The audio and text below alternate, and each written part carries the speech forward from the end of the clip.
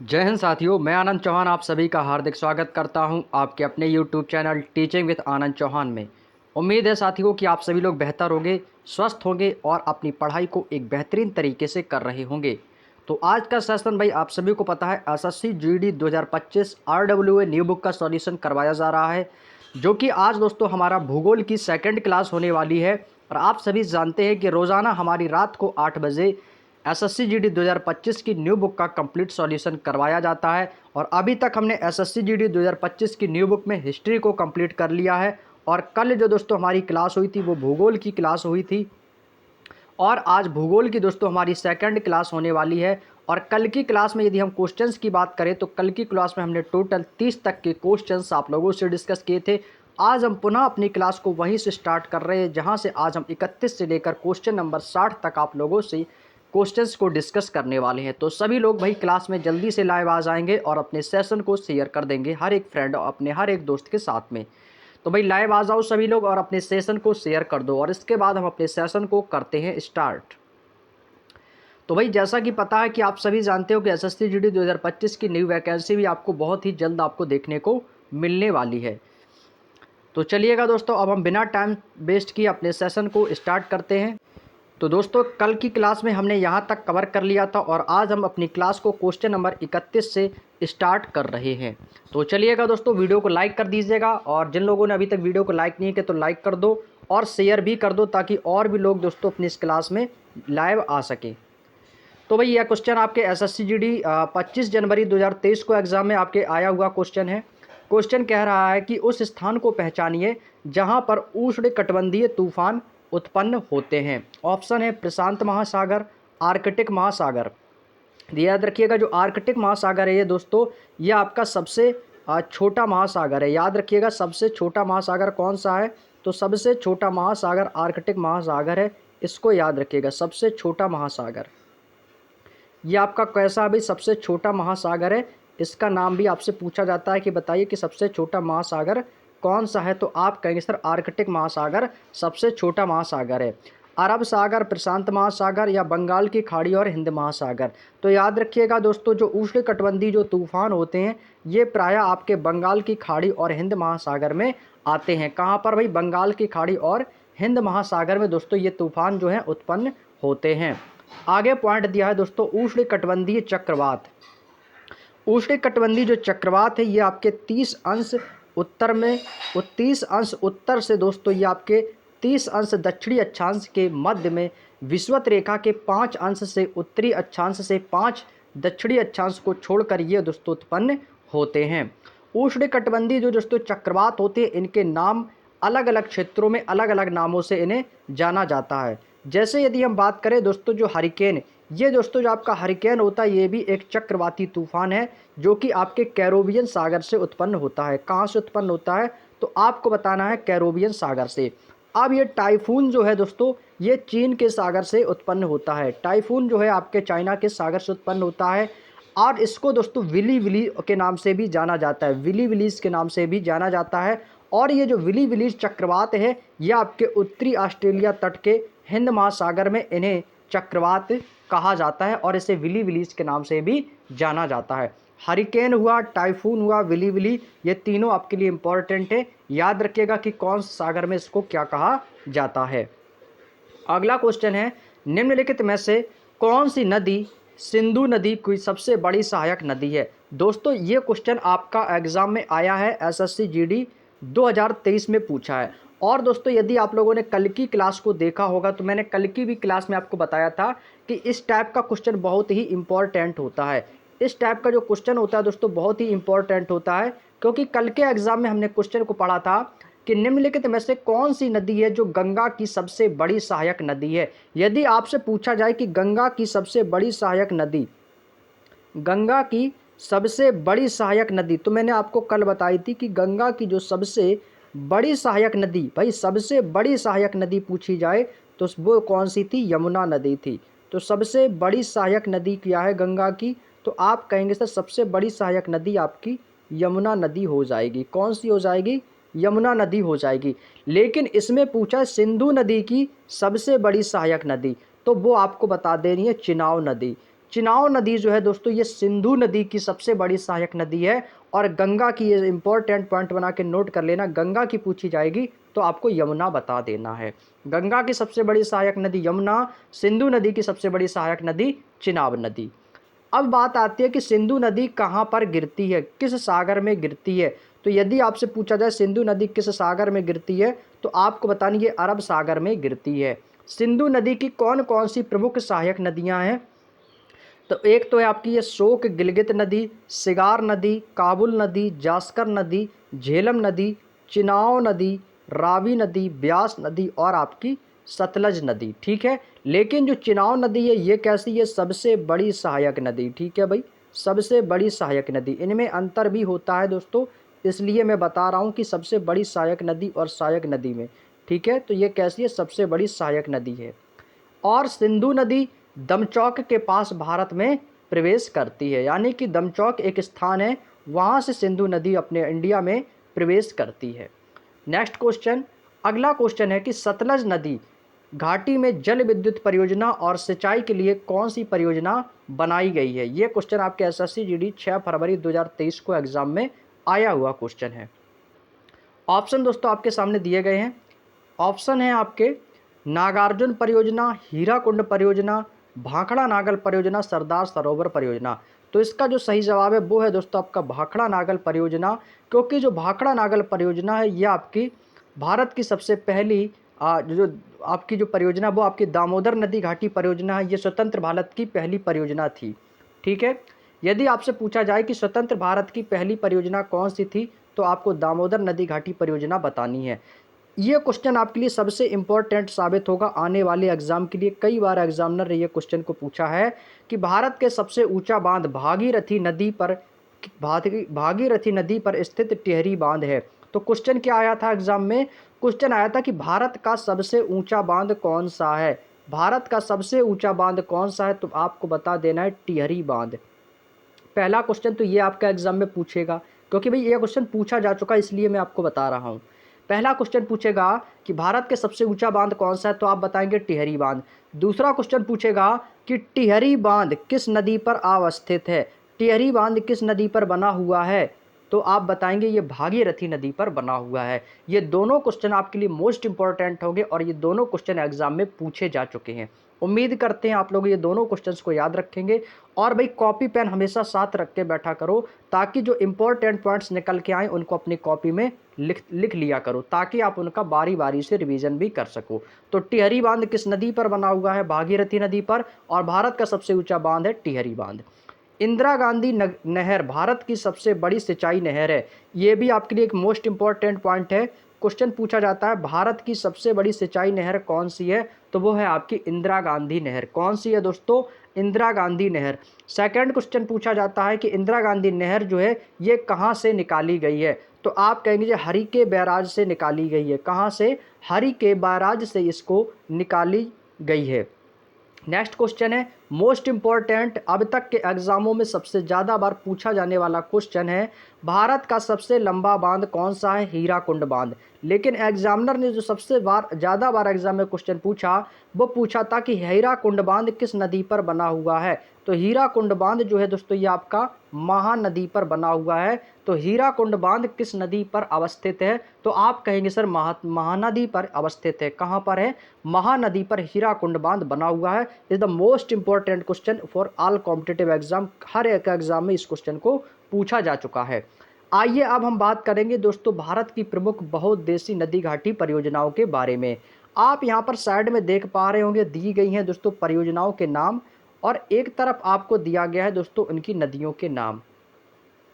एक तरफ दिया है दोस्तों परियोजनाओं के नाम और दूसरी तरफ दिया गया है दोस्तों नदियों के नाम। मोस्ट इंपॉर्टेंट टॉपिक है, तो सबसे पहले तो आप लोग इसका स्क्रीनशॉट ले लो, क्योंकि अब यहाँ से आप लोगों की जो पॉइंटों की जो चर्चा होगी वो बहुत ही इंपॉर्टेंट पॉइंट्स आप लोगों की चर्चा होगी। इसका स्क्रीनशॉट ले लो आप सभी लोग। देखिएगा तुलबुल परियोजना किस नदी पर बनी हुई है, तो आप बताएंगे सर ये तुलबुल परियोजना ये आपके झेलम नदी पर है। उरी परियोजना कहाँ पर है, तो ये भी आपके झेलम नदी पर है। किशन गंगा परियोजना ये किशन नदी पर है। इसे तो आप बड़े ही आसानी से याद रख पाओगे, क्योंकि जैसी किशन गंगा परियोजना है वही किशन गंगा नदी है। दुलहस्ती परियोजना ये आपकी चिनाव नदी पर बनी हुई है। और पोंग बांध परियोजना ये आपकी ब्यास नदी पर बना हुआ है। पोंग बांध परियोजना किस नदी पर है, तो आप कहेंगे ये व्यास नदी पर बनी हुई है। आगे है दोस्तों नाथपा झाकरी परियोजना। नाथपा झाकरी परियोजना जो है ये आपके सतलज नदी पर बनी हुई है। कहाँ पर है, सतलज नदी पर बनी हुई है। इसके बाद दोस्तों अगले पॉइंट पे चलते हैं। अगला क्वेश्चन है कि क्षेत्रफल की दृष्टि से भारत का सबसे छोटा केंद्र शासित प्रदेश कौन है। यहाँ पे दोस्तों बात हो रही है क्षेत्रफल की दृष्टि से। हमें क्षेत्रफल की दृष्टि से भारत का सबसे छोटा केंद्र शासित, सबसे बड़ी बात है केंद्र शासित प्रदेश की। तो आप कहेंगे सर इसमें तो सभी केंद्र शासित प्रदेश हैं, लेकिन सबसे छोटा है आपका लक्षद्वीप। याद रखिएगा लक्षद्वीप है दोस्तों, ये क्या है, ये सबसे छोटा केंद्र शासित प्रदेश है। दोस्तों क्वेश्चन पूछा जाता है कि दादरा और नागर हवेली की राजधानी क्या है। तो आपसे यदि दादर और नागर हवेली की राजधानी पूछी जाए, ये क्वेश्चन एसएससी जीडी के एग्जाम में भी पूछा जा चुका है। दादर और नागर हवेली की राजधानी क्या हो जाएगी, तो आप कहेंगे सर सिलवासा हो जाएगी। क्या हो जाएगी, सिलवासा। याद रखेंगे दोस्तों आप लोग इस पॉइंट को। तो दादर नागर हवेली की राजधानी क्या हो जाएगी, सिलवासा हो जाएगी। Is the most important point है, याद रखिएगा। तो इसका सही जवाब हो जाएगा दोस्तों लक्षद्वीप। आगे पॉइंट दिया है कि लक्षद्वीप की राजधानी क्या है। तो देखिएगा दोस्तों लक्षद्वीप की यदि आपसे राजधानी पूछी जाए तो आपको कवारत्ती बता देनी है। यह आपके एग्जाम के लिए इंपॉर्टेंट साबित होगी, क्योंकि आपका कोई भी एग्जाम हो, आपके एग्जाम में एक राजधानी, एक मुद्रा और एक दिवस जरूर पूछा जाता है स्टैटिक जीके से। तो याद रखिएगा, तो आपसे पूछा जा सकता है लक्षद्वीप की राजधानी कवारत्ती है। आगे दिया है कि 9 डिग्री चैनल मिनिकॉय और लक्षद्वीप को अलग करता है। तो यहाँ से पॉइंट बनेगा कि लक्षद्वीप को कौन सा चैनल अलग करता है, तो 9 डिग्री चैनल मिनिकॉय लक्षद्वीप को अलग करता है। लक्षद्वीप में द्वीपों की संख्या कितनी है, तो आप बताएंगे लक्षद्वीप में 36 द्वीप हैं और इनमें से सबसे बड़ा द्वीप है वो है मिनिकॉय द्वीप। तो यहाँ से आपके 2 क्वेश्चंस बनेंगे जो कि सबसे इंपॉर्टेंट होंगे। पहला क्वेश्चन तो बनेगा कि लक्षद्वीप में कितने द्वीप, लक्षद्वीप में द्वीपों की संख्या कितनी है। तो यदि आपसे लक्षद्वीप में द्वीपों की संख्या पूछी जाएगी तो आपको 36 बता देनी है। और यदि आपसे पूछा जाए कि लक्षद्वीप का सबसे बड़ा द्वीप कौन सा है, तो आपको मिनिकॉय द्वीप बता देना है। कौन सा बताना है, सबसे बड़ा द्वीप हो जाएगा मिनिकॉय द्वीप। आगे वह पॉइंट दिया है लक्षद्वीप का क्षेत्रफल कितना है। तो क्षेत्रफल की बात करें तो लक्षद्वीप का जो क्षेत्रफल है लगभग 32 वर्ग किलोमीटर क्षेत्रफल पे फैला हुआ है। सेकंड क्वेश्चन बनेगा लक्षद्वीप किस सागर में स्थित है। तो ये आपके अरब सागर में स्थित है। कौन से सागर में है, अरब सागर में स्थित है। दादर और नागर हवेली और दमन द्वीप की राजधानी दमन है और यह द्वीप समूह अरब सागर में स्थित है। आप कहेंगे सर दादर और नागर हवेली की राजधानी सिलवासा और दमन और द्वीप की राजधानी आपको दमन बता देनी है, ठीक है। इसके बाद अंडमान निकोबार द्वीप समूह की राजधानी क्या है। तो अंडमान निकोबार द्वीप समूह की जो राजधानी है ये आपको सभी को पता होगी, इसकी राजधानी होती है पोर्ट ब्लेयर। क्या है दोस्तों, इसकी जो राजधानी है वो है पोर्ट ब्लेयर। 10 डिग्री चैनल छोटा अंडमान तथा कार निकोबार को अलग करता है। कौन सा चैनल अंडमान और निकोबार को अलग करता है, तो वो है आपका 10 डिग्री चैनल। पुदुचेरी एकमात्र केंद्र शासित प्रदेश है जो 3 राज्यों जैसे यमन आपका आंध्र प्रदेश को कहा जाता है, कराईकुल तमिलनाडु, माहे केरल राज्य में फैला हुआ है। पांडिचेरी जो है आपका केंद्र शासित प्रदेश आपके लगभग 3 राज्यों में फैला हुआ है, आंध्र प्रदेश, तमिलनाडु और केरल जैसे राज्यों में फैला हुआ है। आगे क्वेश्चन दिया है क्वेश्चन नंबर 35, कौन सी पर्वत श्रृंखला शीत साइबेरियाई पवनों के भारत में प्रवेश करने से रोकती है। मतलब कौन सा ऐसा पर्वत श्रृंखला है जो साइबेरियाई शीत पवनों को रोकने में सहायता करती है। ऑप्शन है आपका पश्चिमी घाट है, अरावली पर्वत है, या फिर सतपुड़ा पर्वत या हिमालय। तो क्या हो जाएगा, तो आप कहेंगे सर वो है आपका हिमालय पर्वत, ठीक है। और हिमालय पर्वत, हिमालय बलित पर्वत श्रृंखला का उदाहरण है। तो हिमालय एक कैसा पर्वत है, तो भाई ये आपका एक बलित पर्वत है। कैसा है, बलित पर्वत श्रृंखला में आता है। और हिमालय पर्वत श्रृंखला जो है ये विश्व का सबसे नवीनतम पर्वत श्रृंखला है। सतपुड़ा की जो पहाड़ियाँ हैं ये आपके किस राज्य में स्थित है, तो आप कहिए सतपुड़ा की जो राज्य की पहाड़ियाँ हैं ये आपके मध्य प्रदेश में स्थित हैं। कहाँ की, सतपुड़ा की पहाड़ियाँ। और यदि आपसे पूछा जाए कि सतपुड़ा पहाड़ी की सबसे ऊंची चोटी कौन सी है, तो सबसे ऊंची चोटी का नाम है धूपगढ़ चोटी। यदि हम धूपगढ़ चोटी की बात करते हैं तो धूपगढ़ चोटी जो है ये आपके सतपुड़ा पहाड़ी की सबसे ऊंची चोटी में आता है। अगला क्वेश्चन आपके SSC, CHSL, MTS, CGL, SSC GD, SSC G Delhi police सभी के लिए सभी एग्जामों में अब तक का सबसे कई बार इंपॉर्टेंट पूछा जाने वाला क्वेश्चन। इसको इंपॉर्टेंट लगा लो, कोई भी एग्जाम में आपका बनने वाला क्वेश्चन है कि पश्चिमी घाट को क्या कहा जाता है। ऐसा ही क्वेश्चन एग्जाम में कई बार आया है, तो इसे याद रखिएगा, उसे सह्याद्री कहा जाता है। क्या कहा जाता है? सह्याद्री कहा जाता है। तो जो भी आपका पश्चिमी घाट है उसे सह्याद्री के नाम से भी जाना जाता है। विश्व की सबसे पुरानी पर्वत श्रृंखला कौन सी? तो वो है आपकी अरावली पर्वत। अरावली जो पर्वत है ये आपकी संसार की सबसे पुरानी पर्वत श्रृंखला में से एक है। लेकिन भाई इस पर एक पॉइंट बनता है कि जो अरावली पर्वत है इसकी सबसे ऊंची चोटी को क्या कहा जाता है? तो उसको याद रखिएगा, इसकी ऊंची चोटी को गुरु शिखर कहा जाता है। क्या कहा जाता है? गुरु शिखर कहा जाता है। सेकंड क्वेश्चन अपोजिट पूछ लेता है कि गुरु शिखर किस पर्वत चोटी का नाम है? तो वो आता है आपका अरावली। और अरावली किस पर्वत श्रृंखला की सबसे ऊंची चोटी? तो वो गुरु शिखर है। नेक्स्ट क्वेश्चन है क्वेश्चन नंबर 36। यह क्वेश्चन मैंने कल आपको बताया भी था कल की क्लास में कि भारत और पाकिस्तान की जो बीच की रेखा है उसे रेड क्लिफ रेखा कहा जाता है, और भारत और चीन के जो बीच की रेखा है उसे मैकमोहन रेखा कहा जाता है। इसे मैंने आपको कल ही बताया था। तो ये भारत के किस युद्ध के साथ जुड़ा हुआ है? तो ये चाइना के साथ जुड़ा हुआ है। मैकमोहन रेखा भारत और चाइना के बीच की रेखा को है, और भारत और चाइना का जो युद्ध हुआ था वो 1962 में युद्ध हुआ था। भारत तथा भूटान की अंतर्राष्ट्रीय सीमा का नाम क्या है? अभी तक दोस्तों आप लोगों ने भारत और पाकिस्तान का पढ़ा होगा, भारत चाइना का पढ़ा होगा, है ना। अब आपको बता रहे हैं भारत और भूटान, तो इनकी जो अंतर्राष्ट्रीय सीमा है इसका नाम है गेलेफू। क्या नाम है दोस्तों? गेलेफू नाम है। याद रखेंगे। यदि आपसे भूटान की राजधानी पूछी जाए, भूटान की राजधानी आप सभी को पता होगा, भूटान की राजधानी क्या है दोस्तों? थिम्पू है। भूटान की मुद्रा बहुत बार एग्जाम में पूछी जाती है। यदि आपसे भूटान की मुद्रा पूछी जाए तो क्या है? नगुल्ट्रम हो जाएगी दोस्तों। क्या हो जाएगी? नगुल्ट्रम। याद रखेंगे ये छोटे छोटे पॉइंट। भूटान की राजधानी थिम्पू और मुद्रा नगुल्ट्रम। भारत चीन की जो अंतर्राष्ट्रीय सीमा है उसका नाम है दोस्तों मैकमोहन रेखा, और भारत तथा पाकिस्तान की अंतर्राष्ट्रीय सीमा का नाम है रेड क्लिफ रेखा। ये कल भी आपको ये पॉइंट मैंने ऑलरेडी बताया था। जिन लोगों ने उस क्लास को नहीं देखा है तो आप लोग प्लेलिस्ट में जाकर उस क्लास को ज़रूर देख लीजिएगा एक बार, ठीक है, क्योंकि बहुत इंपॉर्टेंट सेशन है और कल से ही आपका भूगोल भी स्टार्ट किया गया था। तो इसलिए आप लोगों का बैकलॉग छूटे ना, तो इसलिए आप लोग साथ ही साथ क्लासों को कंटिन्यू देखते रहो। आगे दिया गया है भारत का सबसे दक्षिणी सिरे का क्या नाम है? भाई इसे तो आप हर एक स्टूडेंट्स बता देगा कि भारत का सबसे दक्षिणतम बिंदु है वो है आपका इंदिरा पॉइंट। क्या है दोस्तों? इंदिरा पॉइंट है, सभी लोग जानते हैं। तो option number B is the right answer. Indira point जो है ये भारत का सबसे दक्षिणी सिरे का नाम है। इंदिरा पॉइंट जो है ये आपके किस द्वीप में स्थित है? तो आप कहेंगे सर ये अंडमान निकोबार द्वीप समूह और ग्रेट निकोबार द्वीप पर स्थित है। जो आपका इंदिरा पॉइंट है ये सुदूर आपका दक्षिणी है, और ये आपका अंडमान निकोबार द्वीप समूह ग्रेट निकोबार द्वीप पर स्थित है। यदि आपसे पूछ लिया जाए कि इंदिरा पॉइंट जो है आपका दक्षिणतम बिंदु, इसका पुराना नाम क्या है? पुराना नाम पूछा जाएगा तो बताएंगे पिगमिलियन पॉइंट। क्या नाम है दोस्तों? पिगमिलियन पॉइंट नाम है। लेकिन दोस्तों इसका अभी प्रेजेंट नाम में इंदिरा गांधी पॉइंट के नाम से जाना जाता है। ये तो हो गया दक्षिणतम बिंदु। अब ये जो इंदिरा पॉइंट है ये कैसा है? तो ये आपको मैंने बताया ये आपका दक्षिण का है, यानी कि नॉर्थ साइड का है, ठीक है।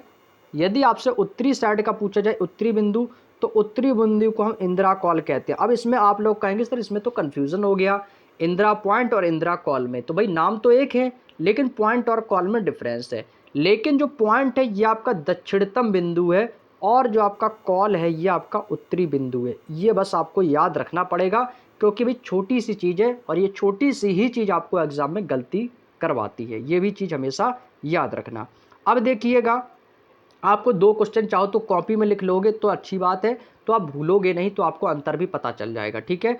ध्यान से सुनना, कॉपी पेन साथ रख के बैठे हो तो लिख लो कि भाई यदि आपसे क्वेश्चन पूछा जाए कि भारत का सबसे दक्षिणी बिंदु कौन सा है, तो डैश करके लिख लो इंदिरा पॉइंट। भारत का सबसे उत्तरी बिंदु कौन सा है, तो उसके सामने डैश करके लिख लो इंदिरा कोल। इंदिरा कोल आप लिख लेना है। दक्षिणतम बिंदु इंदिरा पॉइंट, उत्तरी बिंदु इंदिरा कोल। अब इंदिरा कॉल है कहाँ पर? तो आपको बता देना ये लद्दाख में स्थित है, तो ब्रैकेट में वहाँ पर आपको लद्दाख लिख लेना है। और आपका इंदिरा पॉइंट कहाँ है, तो आपको अंडमान निकोबार द्वीप समूह आपको लिख लेना है। यदि इंदिरा पॉइंट का पुराना नाम पूछा जाएगा तो पिगमिलियन पॉइंट आपको बता देना है। तो ये आपके लिए सबसे बेहतरीन इंपॉर्टेंट पॉइंट्स यहाँ से निकल के आते हैं। इसके बाद पॉइंट है कि कैलेमेयर पॉइंट, ये आपका तमिलनाडु राज्य में स्थित है कैलेमेयर पॉइंट। हालांकि ये बहुत कम एग्जाम में मैंने तो नहीं देखा है हालांकि अभी तक एग्जाम में, लेकिन इंदिरा पॉइंट और इंदिरा कॉल बहुत पूछा गया है। अगला क्वेश्चन मोस्ट इंपॉर्टेंट लगा लो, कई बार एग्जाम में पूछा है भाई, और ये तो एसएससी जीडी ने तो भाई 1 दिसंबर 2021 को भी पूछा है, और इससे पहले भी कई एग्जामों में ये क्वेश्चन आया है कि उकाई बांध परियोजना के बारे में तो पढ़ा होगा आप लोगों ने। तो उकाई बांध जो है ये किस नदी पर बना हुआ है, तो ये उकाई बांध जो है ये आपका दोस्तों ताप्ती नदी पर बना हुआ है। किस नदी पर है, तो आप कहेंगे सर जो ये आपका ताप्ती नदी पर बना हुआ है, तो ऑप्शन नंबर ए इस क्वेश्चन का एकदम सही जवाब हो जाएगा। उकाई बांध को बल्लभ सागर यानी कि गोविंद बल्लभ पंत सागर थे, उन्हीं के नाम से है, तो इस बांध को जाना जाता है और ये आपका ताप्ती नदी पर स्थित है। जो उकाई बांध है इसको बल्लभ सागर बांध के नाम से भी जाना जाता है। अब आपके एग्जाम में अपडेटेड नाम भी आपके पूछे जा सकते हैं। अब बात करते हैं कि सरदार सरोवर परियोजना के बाद यह गुजरात राज्य का दूसरा सबसे बड़ा बांध बन गया था। उकाई बांध का उपयोग ये आपका तापी जिले से उकाई शहर, भाई जो आपका उकाई जो नाम है बांध का रखा गया ये एक उकाई शहर का नाम है, वहाँ से बिजली उत्पादन, सिंचाई और बाढ़ नियंत्रण के लिए किया जाता है। किसका, उकाई बांध का, और तापी जिले के उकाई शहर में। आगे चलते हैं, आगे दोस्तों चलते हैं अपने नेक्स्ट पॉइंट की ओर। यहाँ पे दोस्तों कुछ महत्वपूर्ण बिंदु दिए गए जो कि आपको ध्यान से देखना है। एक तरफ आपको यहाँ पर दोस्तों बांध दिया गया है, एक तरफ आपको यहाँ पर बांध दिया गया है, और आपका दूसरी तरफ यहाँ पे आपके राज्य दिए गए हैं, और एक तरफ आपका यहाँ पर नदी दी गई है। बांध किस राज्य में स्थित है और किस नदी पर बना हुआ है ये आपको दिया गया है। जैसे पहला पॉइंट है कि सोमशिला बांध। अब यहाँ से बात करें यदि सोमशिला बांध की, तो जो सोमशिला बांध है ये आपका आंध्र प्रदेश में स्थित है और ये पेन्ना नदी पर बसा हुआ है। टिहरी बांध इज़ द मोस्ट इंपॉर्टेंट लगा लो सभी लोग। टिहरी बांध ये आपका उत्तराखंड में स्थित है और टिहरी बांध भागीरथी नदी पर बना हुआ है, अभी थोड़ी देर पहले मैंने बताया भी था। हीराकुंड बांध अभी मैंने आपको बताया कि महानदी पर बना हुआ है, इंपॉर्टेंट लगा लो आप लोग। जो मैं पॉइंट इंपॉर्टेंट लिख रहा हूँ लिखते जाओ, एग्जाम में छपेगा भाई, 100% गारंटी है, नहीं तो फिर आप कहेंगे कि सर एग्जाम में तो आया नहीं। आएगा बट आप फिर पढ़ोगे नहीं तो फिर आपको लगेगा कि आया ही नहीं। तो हीराकुंड बांध कहाँ पर, उड़ीसा में, पर महानदी पर बना हुआ है। फरक्का बांध आपका पश्चिम बंगाल में, बना कहाँ पर, हुगली नदी पर बना हुआ है, इंपॉर्टेंट लगा लो, ठीक है भाई। इसके बाद सलाला बांध परियोजना ये आपके जम्मू कश्मीर में और ये आपके चिनाव नदी पर बना हुआ है। स्क्रीनशॉट ले लेंगे एक बार आप सभी लोग, स्क्रीनशॉट ले लो भाई सभी लोग। इसके बाद चलते नेक्स्ट क्वेश्चन पे। इसके बाद दिया उरी बांध। उरी बांध मैंने अभी आपको बताया था भाई, उरी बांध आपका कहाँ पर बना हुआ है, तो आप कहोगे सर उरी बांध जो है ये आपका झेलम नदी पर बना हुआ है। किस नदी पर, झेलम नदी पर। रिहंद बांध तो सभी को पता है उत्तर प्रदेश में और रिहंद नदी पर ही बना हुआ है। मैथन बांध बराकर नदी पर। जवाहर सागर बांध ये आपका चंबल नदी पर बना हुआ है, राजस्थान में स्थित है। नागार्जुन बांध कृष्णा नदी इज़ द मोस्ट इंपॉर्टेंट लगा लो सभी लोग, इसको इंपॉर्टेंट लगा लो भाई सभी लोग, नागार्जुन बांध को कई बार एग्जाम में पूछा है भाई। और इदुक्की जरिया परियोजना ये आपके केरल राज्य में स्थित है, पेरियार नदी पर, ये भी आपको इंपॉर्टेंट लगा लेनी है, इसको भी कॉपी में नोट कर लेना। इदुक्की जल परियोजना या इदुक्की बांध, इदुक्की जो है ये आपका कहाँ पर है, तो आप कहेंगे सर ये तो आपका केरल में अवस्थित है। आगे चलते हैं नेक्स्ट पॉइंट की ओर। कृष्णा नदी की सहायक नदी कौन सी है, भाई ये तो अच्छा सा क्वेश्चन आपके एग्जाम में पूछा है भाई। कह रहा है कि कृष्णा नदी की सहायक नदी कौन सी है, तो वो है आपकी दोस्तों घाट प्रभा। कौन सी है दोस्तों, घाट प्रभा नदी किस नदी की सहायक नदी है, तो आप बताएंगे कृष्णा नदी की सहायक नदी हो जाएगी। यहाँ पर कुछ महत्वपूर्ण सहायक नदियाँ दी गई, जैसे यमुना की सहायक नदी कौन सी है, तो यमुना की दोस्तों सहायक नदियाँ कौन कौन सी हैं, चंबल, सिंध, केन, बेतवा, हिंडन और टॉन्स नदी है। कृष्णा नदी की सहायक नदियाँ अभी मैंने आपको बताई थी, घाट प्रभा, तुंगभद्रा, कोयना और मालप्रभा। अब एग्जाम में क्वेश्चन भाई आपके बनेगा, यहाँ से क्वेश्चन पूछ लिया जाता है महत्वपूर्ण सहायक नदियाँ, तो इसका आप लोग चाहो तो स्क्रीनशॉट ले लो, बहुत ही इंपॉर्टेंट है, ये सारी इंपॉर्टेंट है आपके लिए। गंगा, कृष्णा, यमुना, नर्मदा, कावेरी, चंबल और आपकी यमुना, ये सभी नदियाँ आपकी कैसी इंपॉर्टेंट हैं। ये जितनी भी सहायक नदियाँ ये सभी आपको याद करनी पड़ेंगी, याद करनी पड़ेंगी, तो एग्ज़ाम में 100% की पूछी जाएगी। क्योंकि भाई देखिएगा जैसे नर्मदा नदी है, इसकी ओस संग, गंजाल और तवा है। दामोदर की बराकर, कोनार। चंबल की बनास और पार्वती। ये तो आप लोग बड़े ही आसानी से याद कर लोगे, क्योंकि 4 ऑप्शन दिए जाते हैं तो 3 ही 3 ऑप्शन है, दोनों में 3 है, किसी में 2 है, तो ये तो याद हो जाएंगे। लेकिन जिसमें भी आपके 4 ऑप्शन दिए गए हैं या 4 से ज़्यादा दिए गए, इनको आपको याद करना पड़ेगा अच्छी तरीके से, क्योंकि यहाँ से आपको एग्जामिनर भ्रम में डाल सकता है, पूछ लेता है कि निम्नलिखित में से यमुना की सहायक नदियाँ नहीं हैं। तो इसलिए आपको सहायक नदियाँ सभी पता होनी चाहिए कि कौन सी है, कौन सी नहीं है। तो स्क्रीनशॉट ले लेंगे एक बार सभी लोग, और इसके बाद आगे बढ़ते हैं अपने नेक्स्ट क्वेश्चन की ओर। अगला क्वेश्चन है, भारत के कितने राज्यों की सीमा सिक्किम से जुड़ी हुई है? यहाँ पर केवल और केवल सिक्किम की बात हो रही कि सिक्किम की जो सीमा है वो कितने राज्य से जुड़ी हुई है।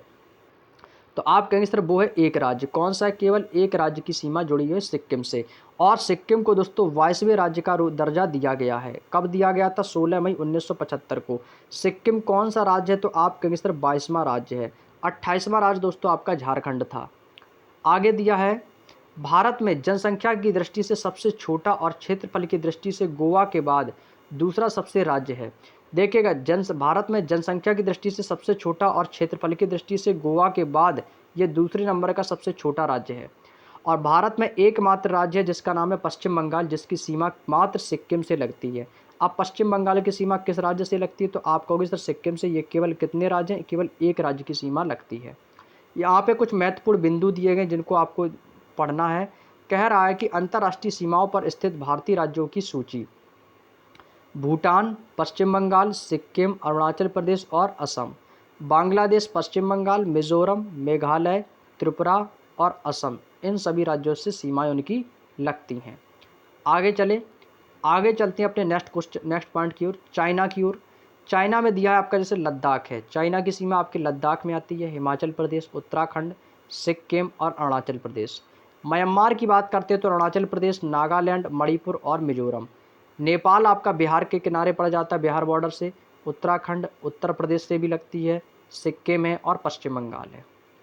पाकिस्तान की बात करें तो पाकिस्तान, ये आपको मैंने कल भी बताया था, ये आपको याद हो तो ये क्वेश्चन आपके लिए मैंने कल भी बताया था कि पाकिस्तान से सटे हुए भारतीय राज्य जैसे लद्दाख, पंजाब, राजस्थान, गुजरात और जम्मू कश्मीर, इनकी संख्या मैंने आपको बताई थी 5। कल ही मैंने आपको इनकी संख्या कितनी बताई थी? 5। और कल इसमें क्वेश्चन भी आपके एग्जाम में आया था कि पाकिस्तान से कितने भारतीय राज्य सटे हुए हैं, तो आपको बताना था 5 राज्य: लद्दाख, पंजाब, राजस्थान, गुजरात और जम्मू कश्मीर। जिनको याद रख लो, मोस्ट इंपॉर्टेंट है। आगे चलते हैं, छत्तीसगढ़ का स्थापना दिवस कब मनाया गया था? तो याद रखिएगा दोस्तों, छत्तीसगढ़ का स्थापना दिवस 1 नवंबर सन 2000 को मनाया गया था। कब दोस्तों? 1 नवंबर सन 2000 को मनाया गया था। ये आपके लिए सबसे ज़्यादा इम्पॉर्टेंट रहने वाला है। आगे चलते हैं, 1 नवंबर 2000 को छत्तीसगढ़ का स्थापना दिवस मनाया जाता है और छत्तीसगढ़ देश का 26वां राज्य के रूप में इसे दर्जा दिया गया था। 26वां मतलब 26वें नंबर का राज्य था छत्तीसगढ़। यहाँ पर दोस्तों आपके कुछ प्रमुख राज्य और उनकी स्थापना दिवस के बारे में दिया गया है, जो कि सबसे ज़्यादा इम्पॉर्टेंट है, क्योंकि भाई आप लोग जानते हो यूपी पुलिस एसएससी से जुड़े वाले जितने भी स्टूडेंट इस समय क्लास को देख रहे हैं सभी के लिए इम्पॉर्टेंट है। आपके विभिन्न राज्यों की स्थापना दिवस जरूर पूछी जाती है। जैसे आंध्र प्रदेश की स्थापना दिवस है 1 नवंबर 1956। कितनी है दोस्तों? 1 नवंबर 1956 आंध्र प्रदेश का। तेलंगाना का 2 जून 2014। अरुणाचल प्रदेश का 20 फरवरी 1987। गोवा का गोवा दिवस भी मनाते हैं और ये 30 मई 1987 को। गुजरात 1 मई 1969 को, और 1 मई को ही हम गुजरात दिवस भी मनाते हैं।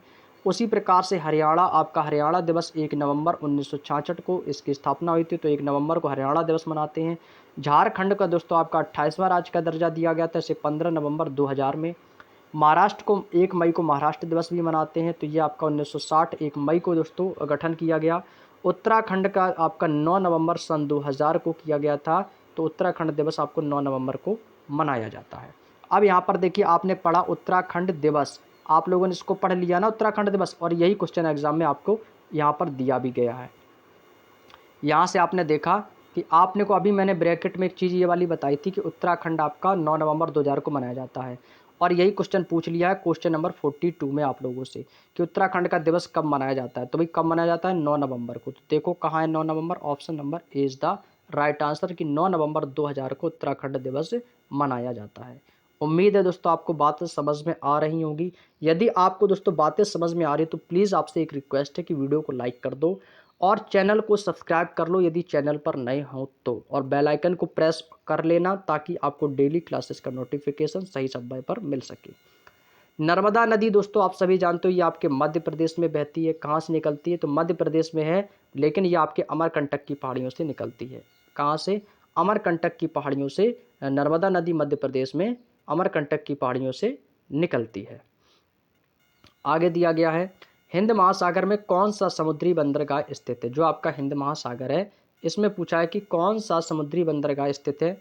मनीला फिलीपींस, या कोच्चि पोर्ट, कोच्चि आपका पड़ता है, कोच्चि पोर्ट आपका केरल में, या फिर करजन है, या आपका नर्मदा है। तो यहाँ पे दोस्तों क्या दिया गया है, ये आपको दिया गया है वो है आपका option number B, Kochi port Kerala. Kochi port Kerala इसका सही जवाब है। और अरब सागर और बंगाल की खाड़ी ये आपके हिंद महासागर के भाग हैं। हिंद महासागर के कितने भाग हैं आदि आपसे पूछा जाए तो आप कहेंगे सर हिंद महासागर के 2 भाग हैं। कौन कौन से? एक तो आपका अरब सागर है और दूसरा आपका बंगाल की खाड़ी है। तो पहला अरब सागर, दूसरा बंगाल की खाड़ी।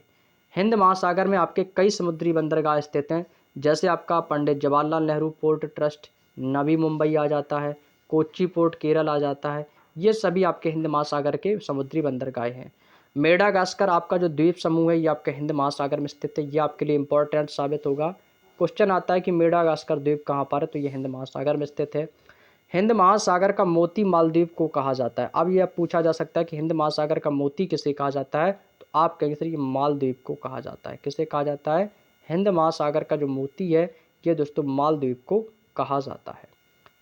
सेशेल्स द्वीप, ये भी क्वेश्चन पूछा जाता है कि भाई सेशेल्स द्वीप जो है ये आपके किस महासागर में स्थित है, तो आप बताएंगे ये हिंद महासागर में स्थित है। सेशेल्स द्वीप किस महासागर में स्थित है, तो हिंद महासागर में स्थित हो जाएगा। नेक्स्ट, तमिलनाडु, आंध्र प्रदेश और आपका केरल में पाई जाने वाली किस प्रकार की मिट्टी जो है वो काजू जैसी फसलों के लिए सबसे ज़्यादा उपयोग में लाई जाती है। तो दोस्तों एक चीज़ आप हमेशा याद देखना, जब भी आप तमिलनाडु जाना, जब भी आप आंध्र प्रदेश जाना, क्योंकि अभी मैं आपको बता दूं अभी मैं प्रेजेंट है, अभी मतलब कुछ समय पहले मैं आंध्र प्रदेश गया भी था। तो आंध्र प्रदेश में मैंने एक चीज़ फाइंड की थी कि वहाँ की जो मिट्टी है दोस्तों आंध्र प्रदेश की, बिल्कुल दोस्तों आपको लाल मिट्टी वहाँ पर आपको देखने को मिलती है। और सबसे ज़्यादा आपको आंध्र प्रदेश में केले के वृक्ष और साथ ही साथ आपको काजू के पेड़, ये सबसे ज़्यादा आपको देखने को मिलते हैं आंध्र प्रदेश में। सबसे ज़्यादा केला काजू के पेड़ आपके बहुत ज़्यादा देखने को मिलेंगे। और वहाँ पर जितने भी आपके आसपास के जो गांव हैं वहाँ की जो मिट्टी है आपको बिल्कुल जैसे आपने देखा होगा, जैसे गेरू होती है ना, गेरू, गेरू हम लोग अपने घरों में लाते हैं ना, तो जो गेरू होता है, गेरू का रंग कैसा होता है? रेड कलर का होता है ना। तो जैसे गेरू का कलर होता है ठीक वैसे ही आंध्र प्रदेश में वहाँ की मिट्टी का कलर है, बिल्कुल लाल मिट्टी होती है वहाँ की। लेकिन वो लाल मिट्टी तो होती है लेकिन वहाँ की फसलों के अनुसार वो मिट्टी बहुत उपजाऊ होती है। जैसे कि वो मिट्टी दोस्तों काजू की फसल के लिए सबसे ज़्यादा उपयुक्त होती है। तो भाई कौन सी मिट्टी है, तो आप कहेंगे सर लाल और लैटेराइट मिट्टी पाई जाती है। ये आपके दक्षिण भारत है, तमिलनाडु है, आंध्र प्रदेश है और केरल है। लाल मिट्टी पाई जाती है, याद रखिएगा।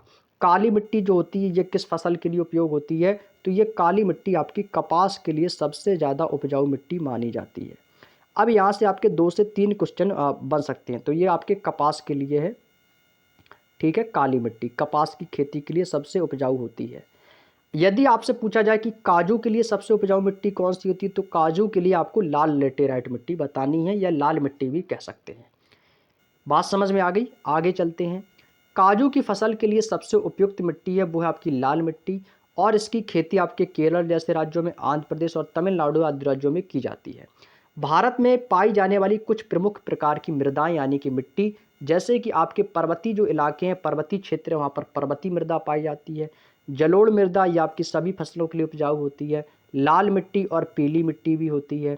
काली मिट्टी है, लैटेराइट मिट्टी है, और आपकी शुष्क मृदा यानी कि शुष्क मिट्टी, ये आपकी भारत में कुछ प्रकार की विभिन्न प्रकार की आपकी जो है मिट्टियाँ पाई जाती हैं। नेक्स्ट क्वेश्चन, भारत का सबसे लंबा नदी पुल ढोला सादिया निम्नलिखित में से किस नदी पर बना हुआ है, तो ये आपका दोस्तों ब्रह्मपुत्र नदी पर बनाया जा रहा है। किस नदी पर? ब्रह्मपुत्र नदी पर।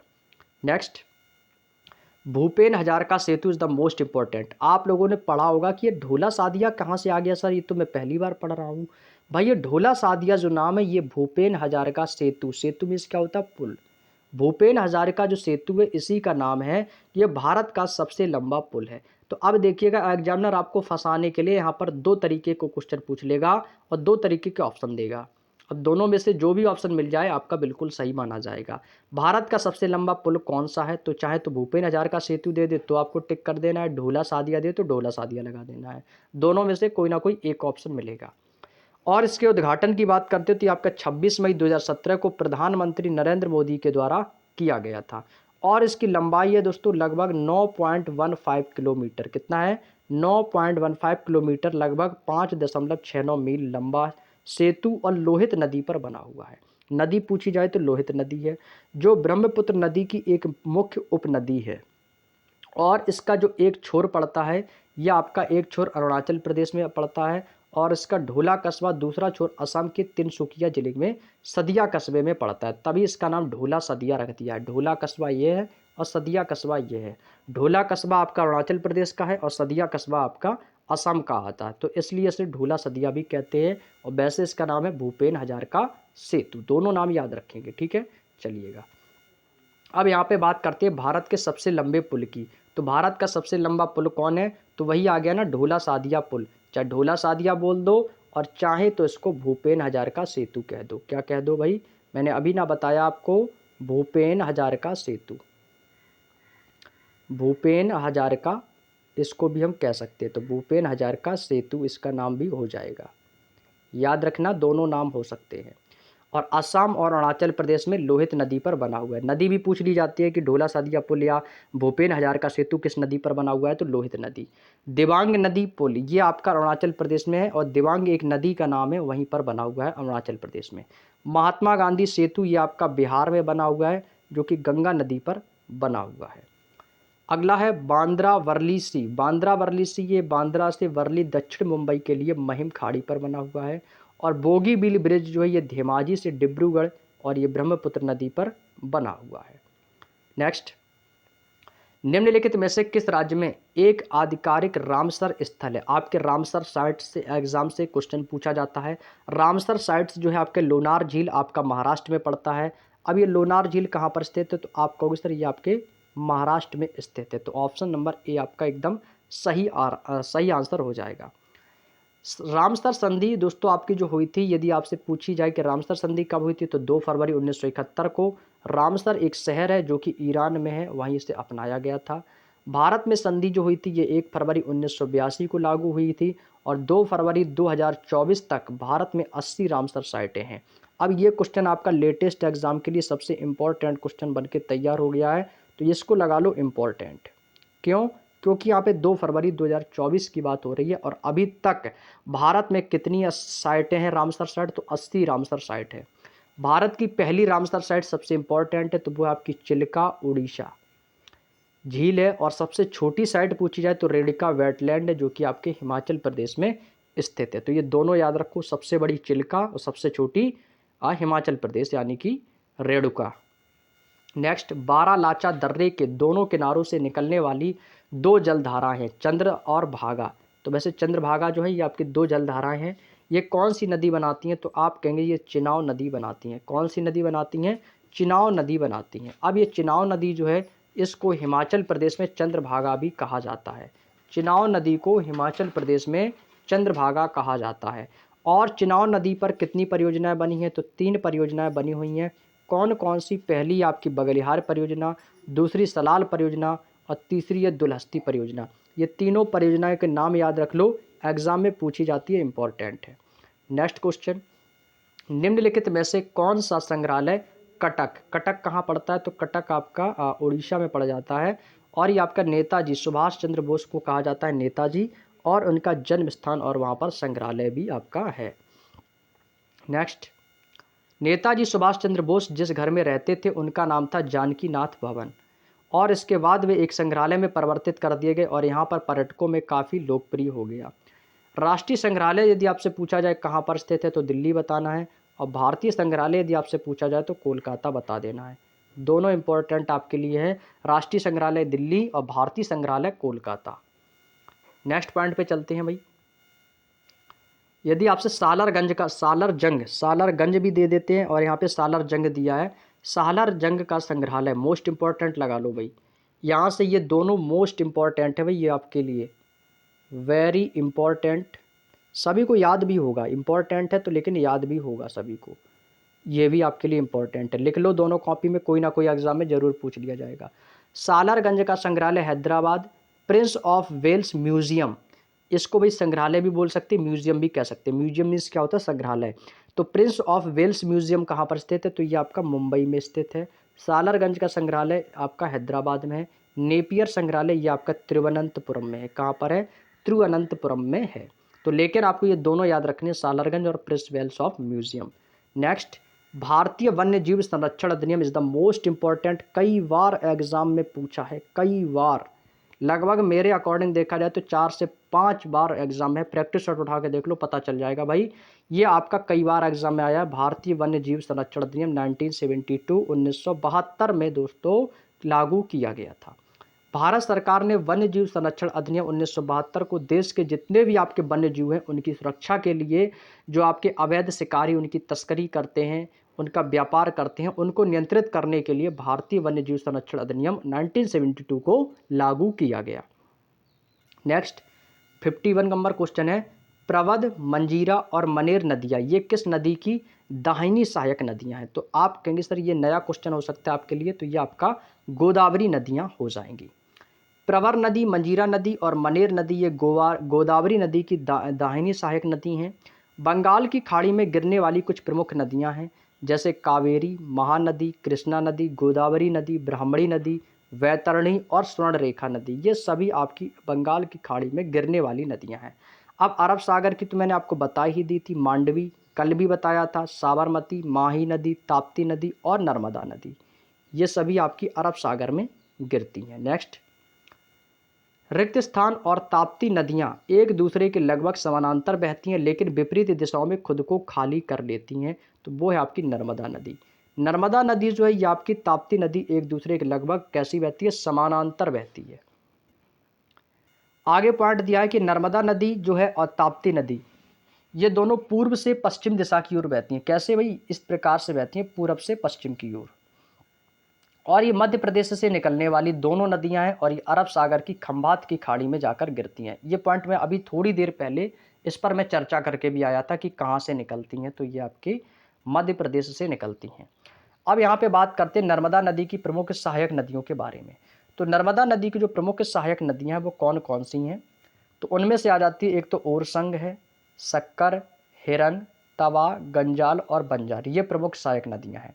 अब नर्मदा नदी है ये आपके जबलपुर के भेड़ा घाट से धुआंधार जलप्रपात बनता है। कहाँ पर बनता है, एक भेड़ा घाट है, ये आपका जबलपुर मध्य प्रदेश में पड़ता है, वहाँ से इसका जो धुआंधार जलप्रपात है वो बनता है। नेक्स्ट, निम्नलिखित में से कौन सी नदी जास्कर या इसको जनसंकार भी कहते हैं और ये लद्दाख पर्वतमालाओं के बीच में बहती है, तो वो है आपकी सिंधु नदी। कौन सी नदी है, तो ये हो जाएगी आपकी सिंधु नदी हो जाएगी। नेक्स्ट पॉइंट पे चलते हैं। अगला पॉइंट दिया गया है आपके सामने कि जो जास्कर है और लद्दाख के बीच जो सिंधु नदी बहती है, ये सिंधु नदी लद्दाख की क्या है, जीवन रेखा है, और सिंधु नदी ये आपके जाके अरब सागर में गिरती है। कहाँ पर गिरती है, अरब सागर में गिरती है। अगला क्वेश्चन है कि दिलवाड़ा का जैन मंदिर, तो भाई दिलवाड़ा का जो मंदिर है ये आपका जैनियों का प्रमुख मंदिर है और ये आपका माउंट आबू में स्थित है। कहाँ पर है भाई, तो आप कहेंगे सर ये राजस्थान में तो स्थित है, पर राजस्थान में कहाँ पर है, तो राजस्थान के माउंट आबू में स्थित है, याद रखेंगे, राजस्थान के माउंट आबू में ये आपका स्थित हो जाएगा दिलवाड़ा का जैन मंदिर। ये जो मंदिर है दोस्तों ये किसके लिए, ये आपका जैन धर्म का प्रमुख मंदिर है। दिलवाड़ा का जैन मंदिर कहाँ पर है, माउंट आबू राजस्थान में स्थित हो जाएगा। ठीक है, चलिएगा, यहाँ पे एक पॉइंट दिया है कि दिलवाड़ा पर्वत जो चोटी आपके राजस्थान में स्थित है और इसकी ऊंचाई की बात करते हैं तो 1442 मीटर है, और जरगा पर्वत ये भी आपके राजस्थान के उदयपुर जिले में है और इसकी लंबाई 1431 मीटर है।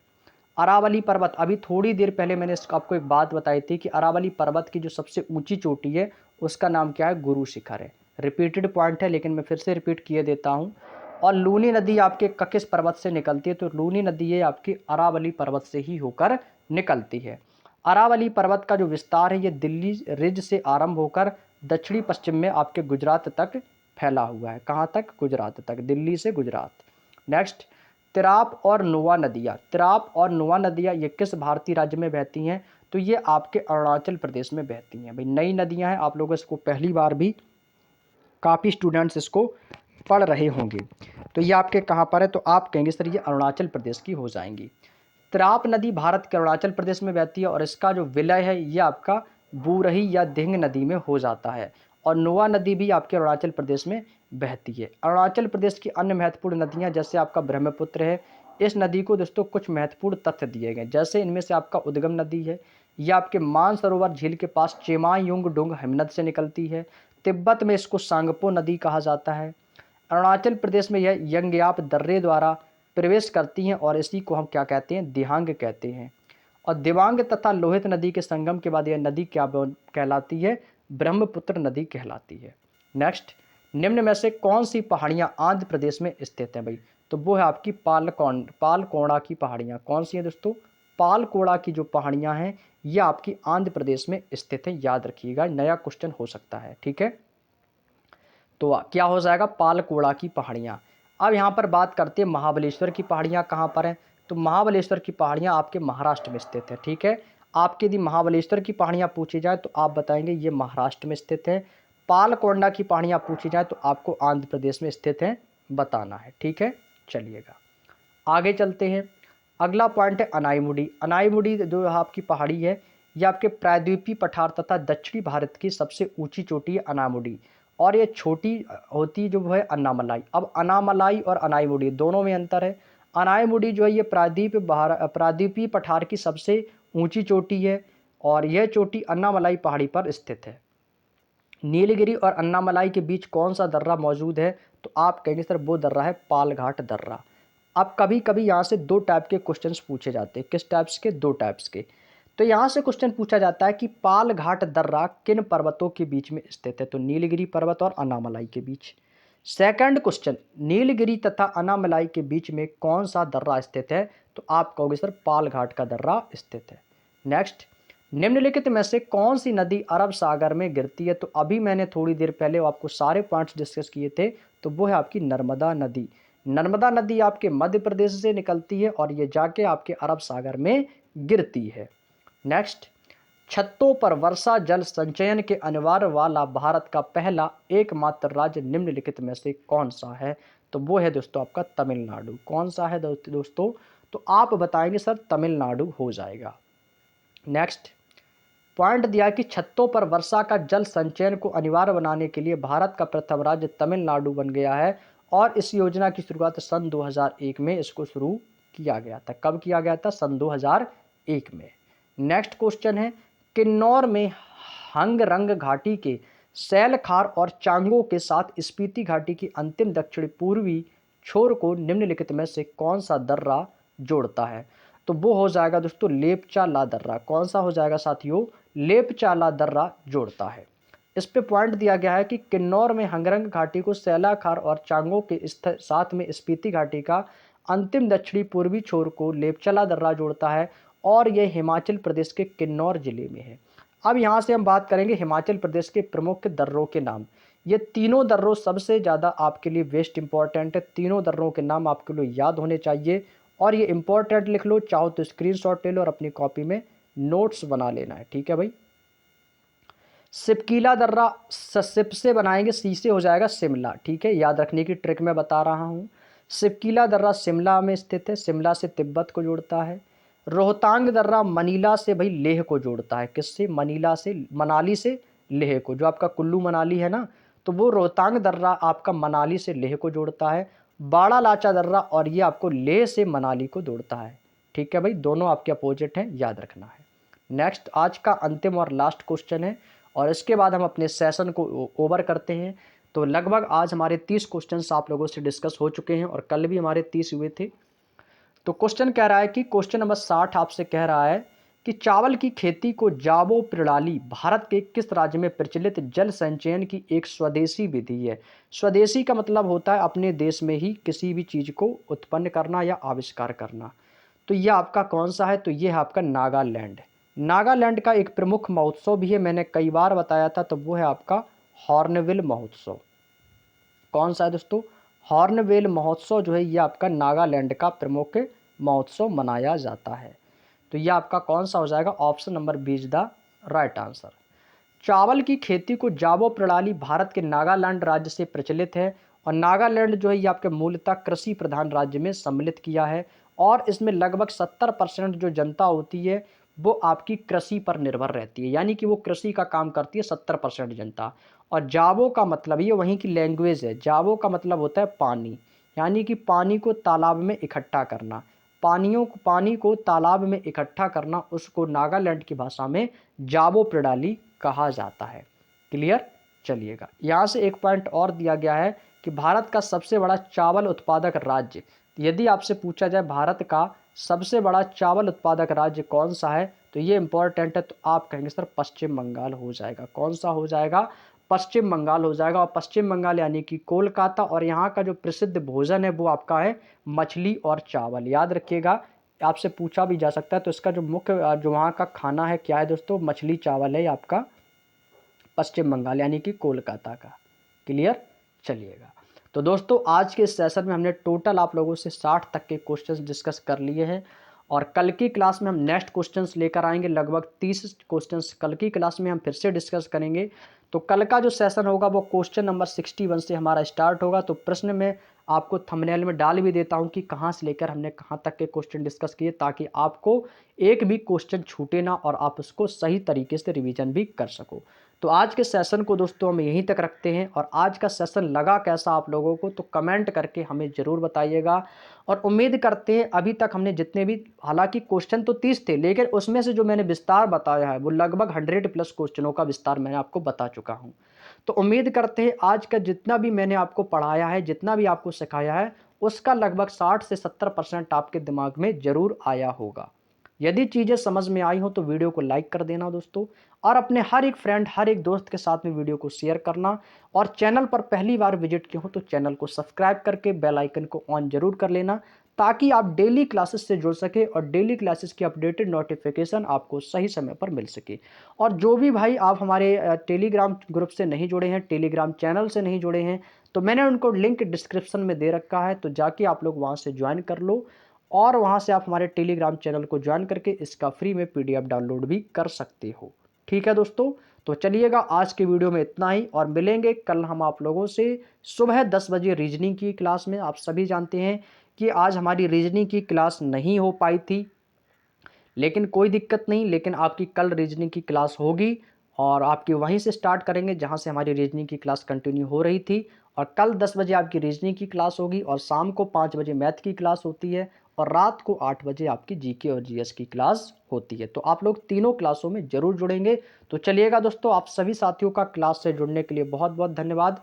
मिलते हैं कल सुबह 10 बजे रीजनिंग की क्लास में। तब तक के लिए आप सभी साथियों का धन्यवाद। जय हिंद, जय भारत।